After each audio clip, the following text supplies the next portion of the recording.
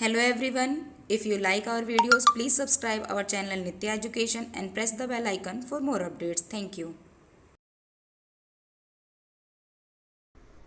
Hello everyone, how are you? Hope you all will be fit and fine. तो आज जो शुरू करने वाले हैं वो हम एक्सरसाइज 1.4 का क्वेश्चन नंबर 2 करेंगे। मतलब क्वेश्चन नंबर 1 हमने ऑलरेडी कर लिया था, तो जो क्वेश्चन नंबर 2 है कंटिन्यू करेंगे हम क्वेश्चन नंबर 2 से। ठीक, एक्सरसाइज 1.4 में जो क्वेश्चन नंबर 1 था बेटा, उसमें फाइंड आउट करना था आपको टर्मिनेटिंग और non terminating without actual division.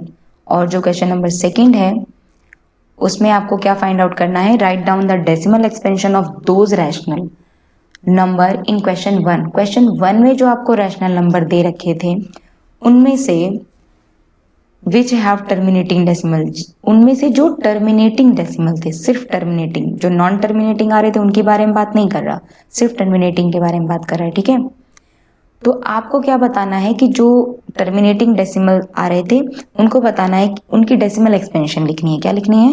Decimal expansion. तो क्वेश्चन नंबर 1 में जो टर्मिनेटिंग एक्सपेंशन आ रहे थे वो क्या थे बेटा? ये जो क्वेश्चंस थे वो टर्मिनेटिंग शो कर रहे थे। जैसे 13/3125 सेकंड था, 4th 6th 8th और 9th, ये जो पार्ट थे ये टर्मिनेटिंग शो कर रहे थे।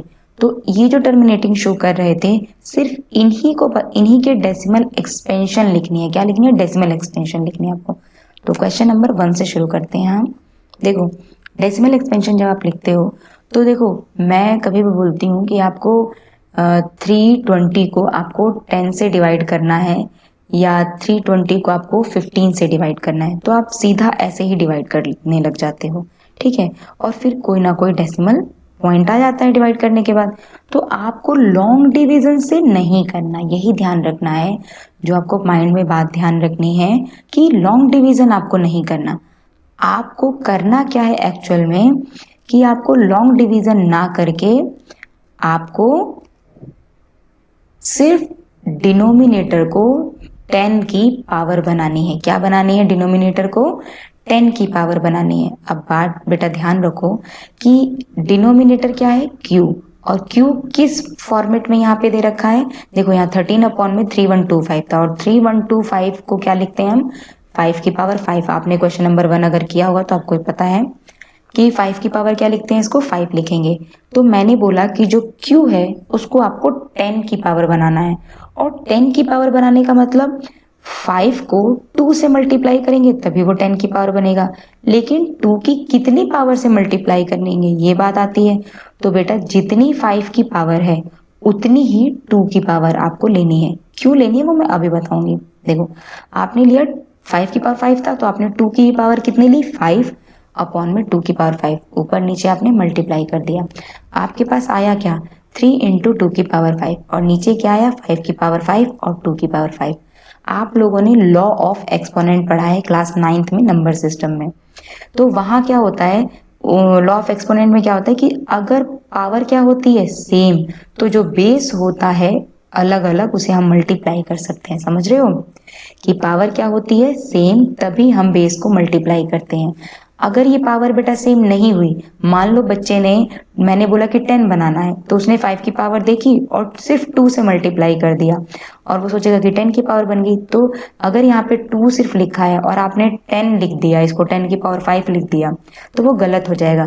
क्योंकि 5 और 2 तभी मल्टीप्लाई होगा जब 2 और 5 इन दोनों की पावर सेम रहेगी। तो यहाँ पे आप देख रहे हो 5 की पावर भी 5 है और 2 की पावर भी 5 है। तो ये कॉन्सेप्ट था लॉ ऑफ एक्सपोनेंट से जो लिया गया था। ठीक है, तो यहाँ पे आपका क्या बन गया? जब 2 की पावर 5 की वैल्यू कितनी होती है? 32, जिसे 13 से आप मल्टीप्लाई करोगे, और नीचे क्या बन गया? 10 की पावर 5। 10 की पावर 5 का मतलब कितने जीरो? 5 जीरो। तो ऊपर मल्टीप्लाई करके 416 आ गया और नीचे जीरो होगा। अब देखो कितना आसान क्वेश्चन हो गया। ये 1 लाइन में करने वाला क्वेश्चन था, जबकि आप लॉन्ग डिवीजन करते तो बड़ा लंबा क्वेश्चन होता। तो आपको क्या करनी है? जीरो काउंट करनी है, 1 2 3 4 और 5। मतलब न्यूमरेटर में 5 के बाद आपको क्या लगाना है? पॉइंट लगाना है। तो आप राइट साइड से काउंट करना शुरू करते हैं, 1 2 3। सिर्फ 3 डिजिट है तो चौथी डिजिट नहीं है, तो चौथी डिजिट की जगह 0 लिखेंगे, और 5वीं डिजिट भी नहीं है उसकी जगह भी क्या लिखेंगे? 0।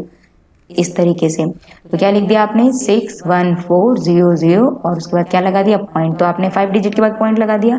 तो ये था डेसिमल एक्सपेंशन। तो देखो एक लाइन में ये क्वेश्चन हो गया, समझ रहे हैं। अगर फर्स्ट क्वेश्चन आपको फर्स्ट पार्ट अच्छे से समझ में आ गया तो सारे क्वेश्चन आप लोग कर लेंगे। सेकेंड पार्ट देखते हैं। 17 अपॉन में 8 था, 8 को क्या लिख सकते हैं 2 की पावर 3। अब आपको फर्स्ट क्वेश्चन समझ में आया तो आपको 2 की पावर 3 दे रखा है, क्यों क्या है 2 की पावर 3, तो आपको 5 की कितनी पावर से मल्टीप्लाई करना है, 5 की भी पावर 3 ही होनी चाहिए।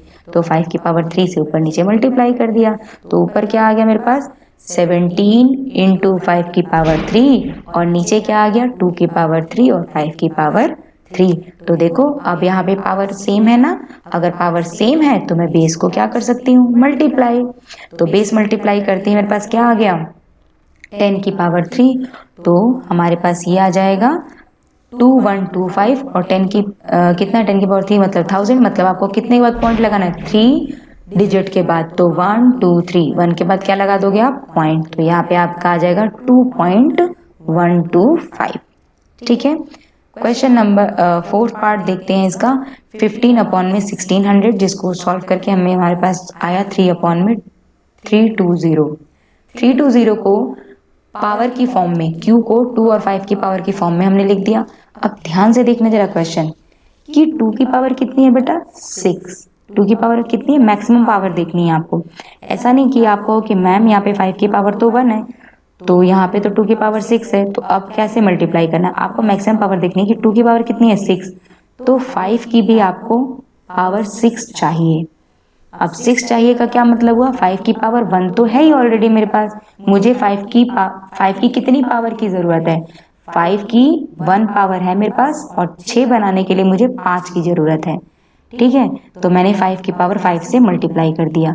अब ध्यान से देखो तो लॉ ऑफ एक्सपोनेंट का फिर से यहाँ पे रूल लगेगा, 2 की पावर 6 तो है ही, 5 की पावर 1 और 5 की पावर 5, देखो यहाँ पे बेटा बेस क्या थे अलग अलग और पावर क्या थी सेम, लेकिन यहाँ पर क्या है बेस सेम है, मतलब ये भी 5 है और ये भी 5 है, लेकिन यहाँ पे पावर क्या है अलग अलग।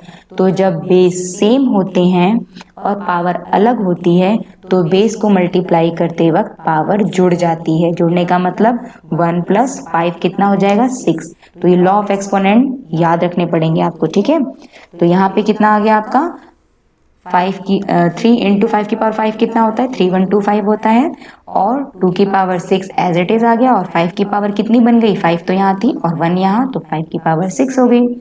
तो देखो अब यहाँ पे बेटा पावर क्या हो गई सेम और बेस अलग हो गया, बेस क्या हो गया अलग और पावर सेम, तो 10 की पावर 6 बन गया यहाँ पे। तो यहाँ पे कितना आ गया 3 इंटू 3125 अपॉन में 10 की पावर 6, मल्टीप्लाई कर लेंगे इसको। 10 की पावर 6 मतलब कितनी 0 6, 1 2 3 4 5 6, तो यहाँ पे हम 6 डिजिट के बाद क्या लगा देंगे पॉइंट। ठीक है, थर्ड तक हमने कर लिए। ठीक है, मतलब फर्स्ट सेकंड और फोर्थ पार्ट जो कि टर्मिनेटिंग रैशनल थे उनको हमने डेसिमल में रिप्रेजेंट कर दिया। अब 6th 8th और 9th को रिप्रेजेंट करते हैं। तो जो हमारे पास ये क्वेश्चन है 23 अपॉन में 2 की पावर 3 और 5 की पावर 2, बताओ 2 की पावर कितनी है 3 और 5 की पावर कितनी है 2, तो 5 की कितनी पावर की जरूरत है आपको, 2 तो है ही आपके पास, बनानी कितनी है 3, तो कितने से मल्टीप्लाई करना पड़ेगा सिर्फ 5 से, मतलब 5 की पावर 1 से।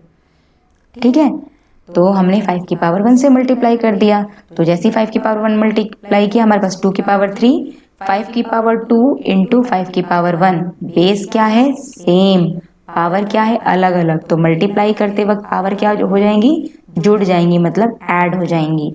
तो 5 की पावर 2 + 1 कितना हो जाएगा 3। तो आपने देखा ऊपर कितना आया न्यूमरेटर 23 इंटू 5 की पावर 1 और नीचे कितना आया 2 की पावर 3 और 5 की पावर 3। यहाँ पे क्या है बेस अलग अलग और पावर सेम, तो बेस अलग होते हैं पावर सेम होती है तो हम बेस को डायरेक्टली मल्टीप्लाई कर देते हैं। ठीक है, तो यहाँ पे आपका आ गया 23 इंटू 5 अपॉन में 10 की पावर 3। तो इस तरीके से आप 1115 आ गया अपॉन में 1000 डेसिमल में रिप्रेजेंट कर दिया आपने। नेक्स्ट है आपके पास 6/15। 6/15 को जब डिवाइड किया तो आप कॉमन फैक्टर निकाले जब इसके, तो 2/5 आ गया। अब नीचे जो Q है, Q क्या है आपके पास सिर्फ 5 है, तो आपको 5 तो है 10 बनाने के लिए आपको किससे मल्टीप्लाई करना है? 10 बनाने के लिए 5 की पावर 1 है, तो 10 बनाने के लिए 2 की पावर 1 से मल्टीप्लाई करना होगा, मतलब 2 की पावर 1 मतलब सिर्फ 2 से। तो ऊपर और नीचे 2 से मल्टीप्लाई कर दिया, ऊपर क्या आ गया 4 और नीचे क्या आ गया 10, इसको रिप्रेजेंट कर दिया डेसिमल में 0.4। तो आप देखो कितना से इजीली रिप्रेजेंट हो रहा है, ठीक है ना। लास्ट है आपका 35 अपॉन में 50, इसको डिवाइड किया 7 अपॉन में 10 आया, तो यहाँ पे तो 10 ऑलरेडी बना हुआ आ रहा है, तो इसमें तो हमें 10 बनाने की जरूरत ही नहीं है, सीधा ही रिप्रेजेंट कर देंगे 0.7। तो ये थे बेटा हमारा क्वेश्चन नंबर 2 था, ठीक है। तो क्वेश्चन नंबर 1 और 2 आपका कंप्लीट हो गया। अब हम नेक्स्ट वीडियो में क्वेश्चन नंबर 3 करेंगे। तो क्वेश्चन नंबर 1 और 2 आप अच्छे से ध्यान से करेंगे, समझ के करेंगे, ठीक है। So thanks for watching this video. If you like this video, please like, share and subscribe our Nitya channel and press the bell icon for more update. Thank you all of you.